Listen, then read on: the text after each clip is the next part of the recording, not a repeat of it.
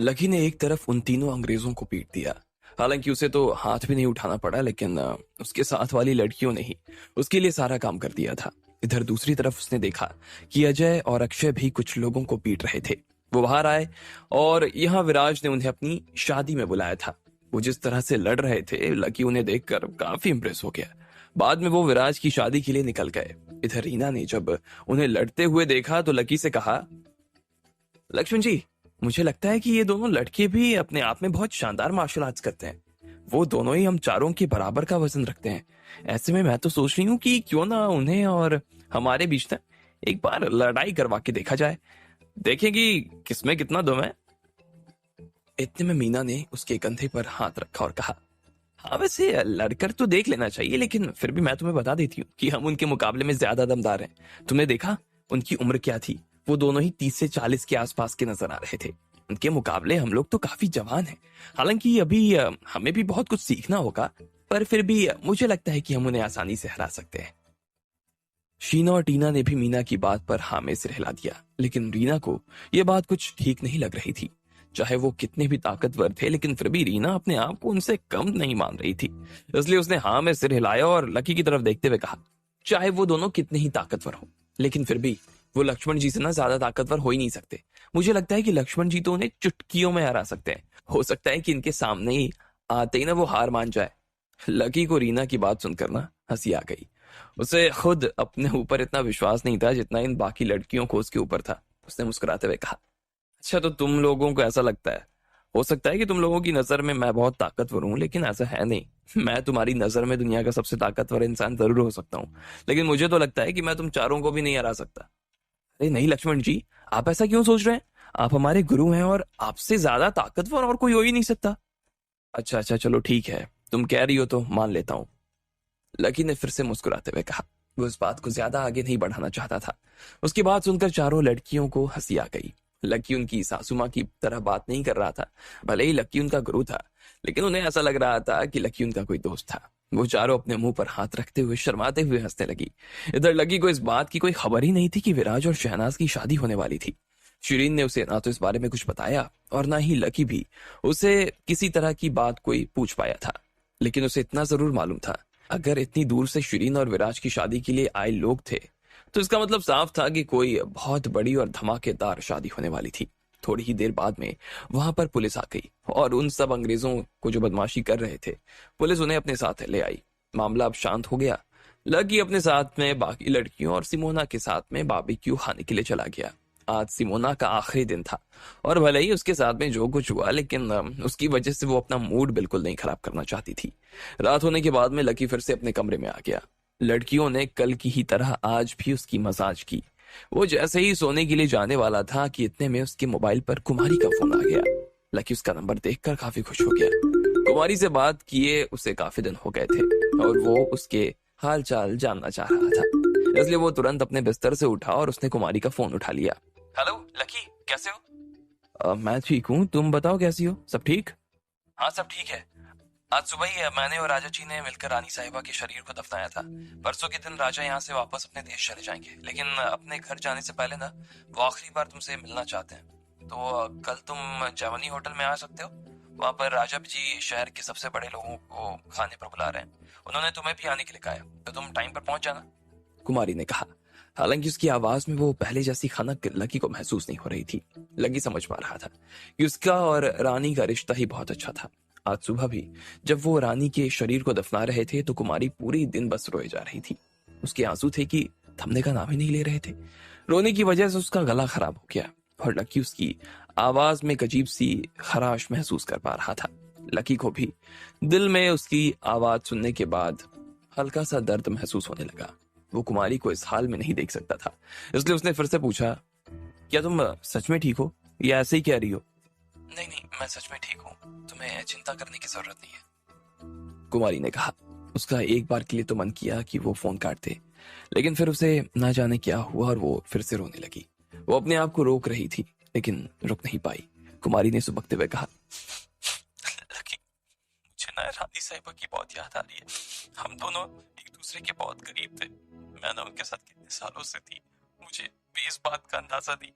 अब जब वो चली गई है ना, मुझे याद आ रही है उनकी कर रहा है कि मैं उन्हें एक बार और छू के आ जाऊं। उन्हें हाथ लगाने का ना मन कर रहा है मेरा, उनसे बात करने का मन कर रहा है। मैं उनके पैरों को पकड़कर बहुत देर तक रोना चाहती हूँ लकी। काश काश फिर से आवाज देकर वो बुला ले मुझे। वो जो मांगेगी ना मैं उन्हें देने के लिए तैयार हूँ, लेकिन लेकिन वापस ले आओ लकी, उन्हें वापस ले आओ। कुमारी की ये बात सुनकर लकी का भी मन खराब हो गया। उसे ऐसा लगने लगा कि कुमारी का मानसिक संतुलन सही नहीं था। उसने उसे शांत करने के लिए कहा, देखो कुमारी, तुम जो कह रही हो मैं समझ सकता हूँ, लेकिन जो हो गया अब उसे भुलाया नहीं जा सकता। मैं अपनी सासू माँ को बहुत मिस कर रहा हूँ।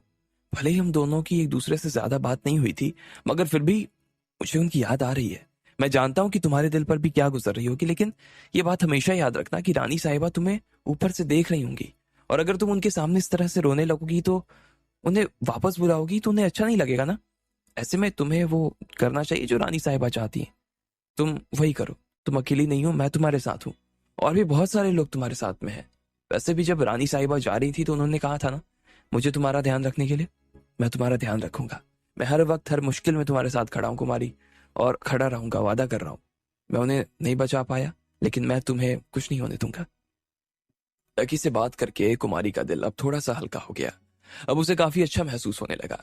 उसने अपनी आंसुओं को रोका और फिर बड़े प्यार से लकी से पूछा, सच में? क्या सच में तुम मुझे बचाओगे? क्या सच में तुम हमेशा मेरे साथ खड़े रहोगे लकी? लकी ने भी उसे गंभीरता से जवाब देते हुए कहा, हाँ कुमारी, मैं हमेशा तुम्हारे साथ खड़ा रहूंगा, चाहे जो हो जाए, लेकिन मैं तुम्हें कभी नहीं कुछ होने दूंगा। जो कुछ होगा ना मैं झेल लूंगा। इतना सुनने के बाद कुमारी ने फोन रख दिया। लकी भी सो गया। आज उसे फिर से सासू माँ की याद तो आ रही थी, लेकिन उसके पास आगे बढ़ने के अलावा और कोई चारा भी तो नहीं था। अगले दिन शाम को रीना और बाकी लड़कियों के साथ में लकी जैमिनी होटल में जाने के लिए निकल पड़ा। वो सब टैक्सी में बैठे हुए थे। जैसे ही उनकी टैक्सी जैमिनी होटल के सामने जाकर रुकी तो लकी और बाकी लड़कियों ने देखा कि वहां पर सब तरह की महंगी सी महंगी गाड़ियां खड़ी थी। जैमिनी होटल की पार्किंग पूरी तरीके से भरी थी। अब वहां पर एक भी गाड़ी के आने की जगह नहीं बाकी रह गई। लकी और बाकी लोग जब नीचे उतरे तो उन्होंने देखा कि बहुत अमीर घरों के लोग बहुत ही महंगे और अच्छे कपड़ों में होटल के अंदर दाखिल हो रहे थे। लकी भी रीना और बाकी लड़कियों के साथ होटल में अंदर आ गया। उसने लिफ्ट ली और सीधा 8वें माले पर आ गया। जैसे ही वो लिफ्ट से बाहर आया तो उसने देखा कि गेट के बाहर एक गार्ड खड़ा था। लकी को देखते ही उस गार्ड ने उसे रोक दिया। उसने लकी के साथ लड़कियों को भी ऊपर से नीचे तक देखा और फिर उससे बड़े प्यार से पूछा, सर क्या आप बता सकते हैं कि आपके पास यहाँ अंदर आने का कोई इन्विटेशन है? ये सुनते ही लकी हैरान हो गया। उसे कुमारी का फोन आया था और उसने लकी को बुलाया था। ऐसे में उसने नहीं सोचा था कि उसे यहाँ आने के लिए किसी और की इनविटेशन की जरूरत पड़ने वाली है। उसने गार्ड को ऊपर से नीचे तक देखा और फिर ना में अपना सिर हिला दिया। जैसे ही उसने ना कहा इतने में गार्ड भी उसे घिन भरी नजरों से देखने लगा। पहले तो वो थोड़ा सा झुककर खड़ा हुआ था, लेकिन लकी के मना करने के बाद वो और तनकर खड़ा हो गया। अगर आपके पास में कोई इनविटेशन कार्ड नहीं है सर, तो सॉरी, आप अंदर नहीं जा सकते। यहाँ पर प्राइवेट पार्टी चल रही है। अगर आप लोग खाना खाना चाहते हैं तो नीचे जा सकते हैं। हाँ, लेकिन मुझे अंदर जाना है, लकी ने कहा। नहीं सर, नहीं हो पाएगा। मैं बिना इनविटेशन के आपको अंदर नहीं जाने दे सकता, उस आदमी ने कहा, और लकी को लड़कियों के साथ बाहर निकलने के इशारा देने लगा। लकी ये सुनकर हताश हो गया। ऐसा कैसे हो सकता था? उसने फिर से गार्ड से कहा, देखो भाई, मुझे यहाँ पे बुलाया गया है। मुझे यहाँ पर आने के लिए कुमारी ने फोन किया था। उसने मुझे नहीं बताया कि यहाँ आने के लिए किसी तरह की इनविटेशन की जरूरत होगी। अगर ऐसा होता तो मैं पहले ही उससे इनविटेशन ले लेता। वैसे राजा जी की पार्टी तो यहीं चल रही है ना। अब की बार लकी की बात सुनकर उस गार्ड को थोड़ी सी हंसी आ गई। उसने लकी की तरफ देखा और पूछा, हाँ, राजा जी की पार्टी यहीं चल रही है, और आज यहाँ पर जयपुर की बहुत बड़ी बड़ी हस्तियां आने वाली हैं। जो भी यहाँ पर आने वाला है ना, उसे पहले ही इनविटेशन भिजवा दिया गया है। ऐसे में अगर आपको ही बुलाया गया था ना, तो मुझे नहीं लगता कि बिना इनविटेशन के बुलाया गया होगा। मुझे अंदर से ही ऑर्डर मिला है कि बिना इनविटेशन के किसी को अंदर ना भेजूं। ऐसे में मैं आपको भी अंदर नहीं भेज सकता। सर, मेरे और भी गेस्ट आने वाले हैं। अगर आप इसी तरह से लॉबी के बीच में खड़े रहेंगे ना, तो उन्हें आने में दिक्कत होगी। इसलिए आप प्लीज थोड़ा सा कॉपरेट कीजिए और यहाँ से निकल जाइए। अरे, आप मुझे ऐसे कैसे निकाल सकते हैं? आपको क्या लगता है मैं आपसे झूठ बोल रहा हूँ? जब मैं कह रहा हूँ कि मुझे इनविटेशन आया था तो आया था ना। मैं जानबूझकर यहाँ क्यों आऊंगा? गजब बात कर रहे हैं अभी, लकी ने कहा। देखिए सर, मुझे जो कहा गया था मैं वही कर रहा हूँ। बिना इनविटेशन के मैं आपको किसी भी सूरत में अंदर नहीं जाने दे सकता। आप प्लीज यहाँ से चले जाइए। अरे पर सर, आप नहीं गए तो मुझे जबरन सिक्योरिटी को बुलाना पड़ेगा, और फिर वो आपको धक्के। इससे पहले कि गार्ड आगे कुछ कह पाता, वो बीच में ही रुक गया। अब आगे क्या होने वाला था क्या सच में गार्ड लकी को धक्के मारकर बाहर निकाल देता, या फिर कुमारी उसे बचाने के लिए आ जाती? आपको क्या लगता है, क्या होंगे इन सभी सवालों के जवाब? कमेंट बॉक्स में कमेंट करके हमें जरूर बताएं। और सभी सवालों के जवाब को जानने के लिए सुनते रहिए इंस्टामिलियनेयर सिर्फ पॉकेट एफएम पर।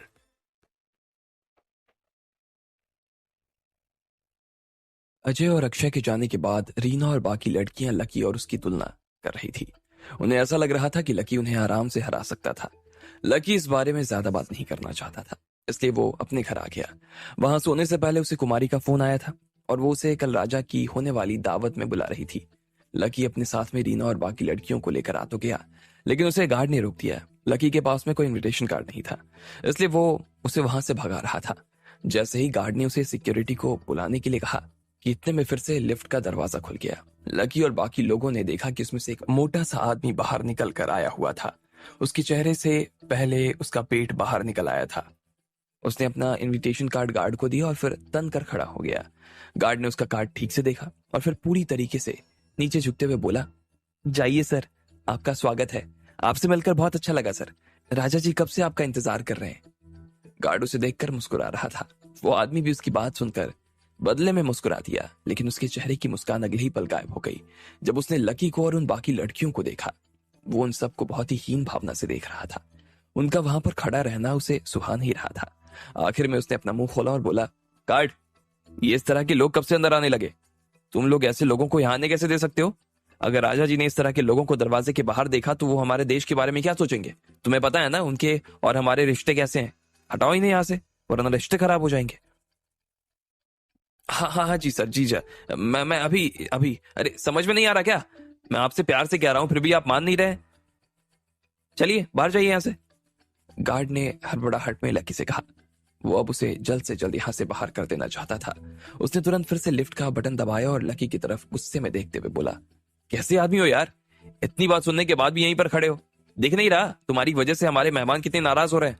अब जल्दी से इसमें चढ़ो और भागो यहाँ से। तुम नीचे खाना खा सकते हो, जाओ वहां पे खाओ, इसलिए बेकार में टाइम खराब मत करो मेरा। अच्छा है, चुपचाप निकलो यहाँ से। अगर तुम्हें लग रहा है कि यहाँ पे तुम चुपचाप से अंदर घुस जाओगे, वो तो मैं होने नहीं दूंगा। निकलो यहाँ से। उस गार्ड ने अब डंडा लकी की तरफ तान दिया। लकी को उसका इस तरह का बर्ताव बिल्कुल अच्छा नहीं लग रहा था। कोई भी किसी तरह से इस तरह से बात कैसे कर सकता था। लकी भी लिफ्ट में नहीं चढ़ा और रीना बाकी लड़कियों के साथ में एक कोने में आकर खड़ा हो गया। फिर उसने अपनी जेब से अपना फोन निकाला और सीधा कुमारी को फोन मिला दिया। गार्ड फिर से उसके पास आ गया। वो उसे यहाँ से भागने के बाद ही दम लेने वाला था, लेकिन इससे पहले ही उसका डंडा लकी को छूता, इतने में लकी का फोन लग चुका था। उधर से कुमारी ने फोन उठा लिया, लेकिन इससे पहले कि लकी कुछ कह पाता, गार्ड ने उसके कपड़े पकड़ लिए और उसे बाहर निकालने ही वाला था। लकी भी बीच में अपना हाथ ले आया और उसने गार्ड के हाथ को रोक दिया। लकी सिर्फ अपना हाथ ही बीच में लाया था, लेकिन उसमें इतनी जान थी कि गार्ड 2 कदम अपने आप ही पीछे हो गया। उसकी छाती पर हल्की सी चोट आ गई और वो दर्द से कराहने लगा। उसने गुस्से में लकी की तरफ देखा और बोला, बहुत अच्छे, एक तो तुम हमारे पास बिना कार्ड के आ गए हो, ऊपर से यहाँ पर खड़े हो, आने जाने वाले को परेशान कर रहे हो, मुझे मार भी रहे हो। मैं अभी सिक्योरिटी को बुलाता हूँ, और अगर तुमने ज्यादा नखरे दिखाए ना, पुलिस को भी बुला लूंगा अभी, उस गार्ड ने कहा। इधर कुमारी उधर से हेलो हेलो बोले जा रही थी, लेकिन गार्ड लकी को उससे बात करने का मौका ही नहीं दे रहा था।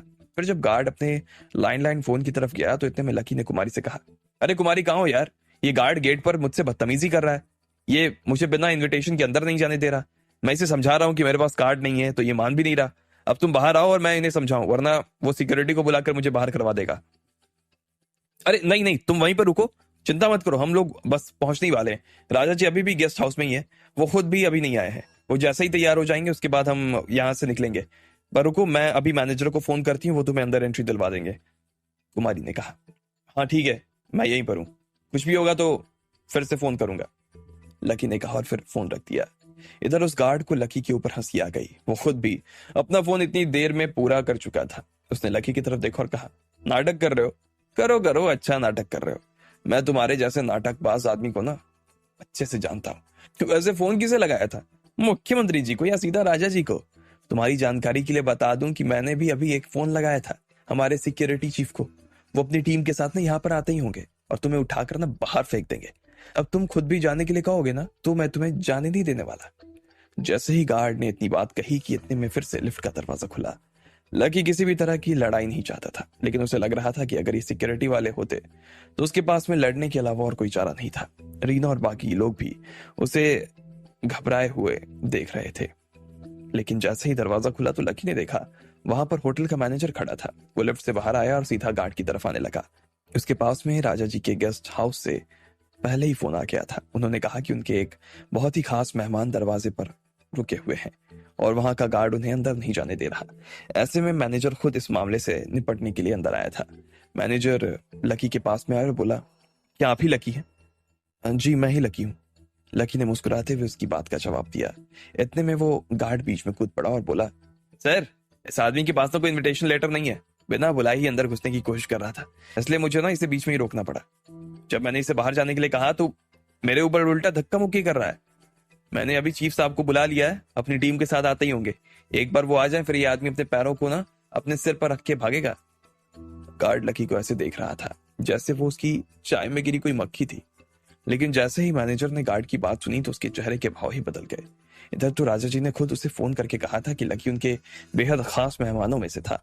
ऐसे में वो जरूर कोई ना कोई बड़ा आदमी तो था ही। फिर गार्ड उसके बारे में इस तरह की बात क्यों कर रहा था? मैनेजर को लगा कि शायद लकी के कपड़ों की वजह से वो उसे इस तरह से बात कर रहा था। उसकी बदतमीजी पर मैनेजर को गुस्सा आ रहा था। अगर ये सब वाकया राजा जी को पता चल जाता तो वो एक पल में इनका होटल बंद करवा देते। मैनेजर नहीं चाहता था कि इसकी शिकायत लकी खुद अपनी तरफ से करे, इसलिए उसने तुरंत गार्ड की तरफ देखा और उसके गाल पर एक जोरदार तमाचा लगा दिया। तमाचे की आवाज के साथ ही पूरा कॉरिडोर गूंज उठा। गार्ड को विश्वास नहीं हो रहा था कि उसके मैनेजर ने उसका ही गाल लाल कर दिया।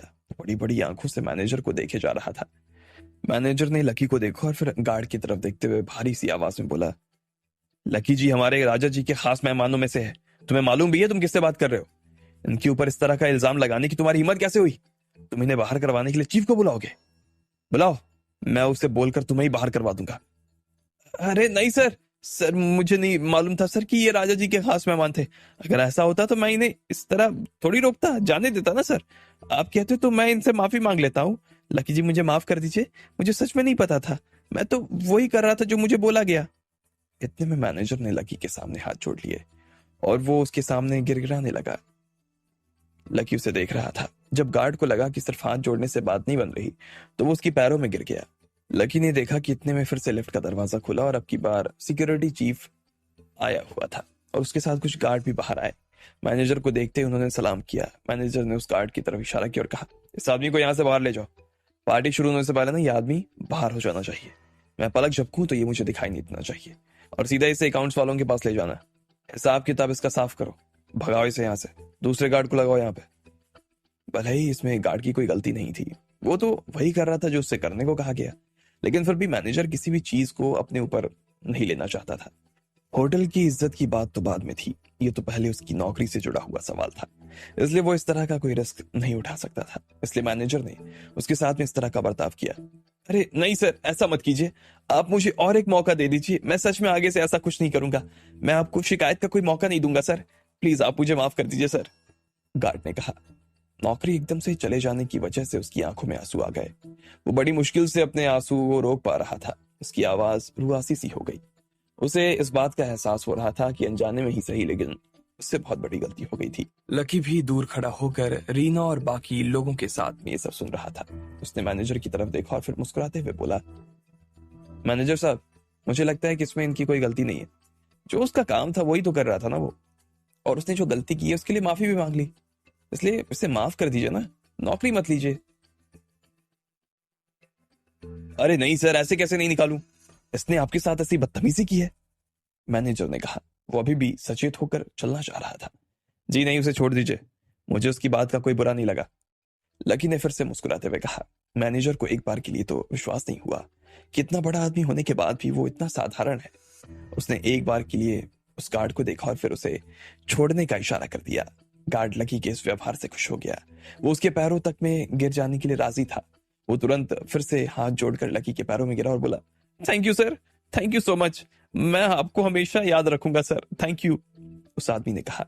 लकी ने उसकी बात पर सिर्फ हाँ में सिर हिला दिया और फिर अंदर जाने के लिए आगे बढ़ गया। इससे पहले कि वो अपने हाथ से दरवाजा खोलता, गार्ड खुद लकी के लिए दरवाजा खोलने के लिए आगे आ गया। अब आगे क्या होने वाला था? क्या नई खबर ये पार्टी लकी के लिए लाने वाली थी?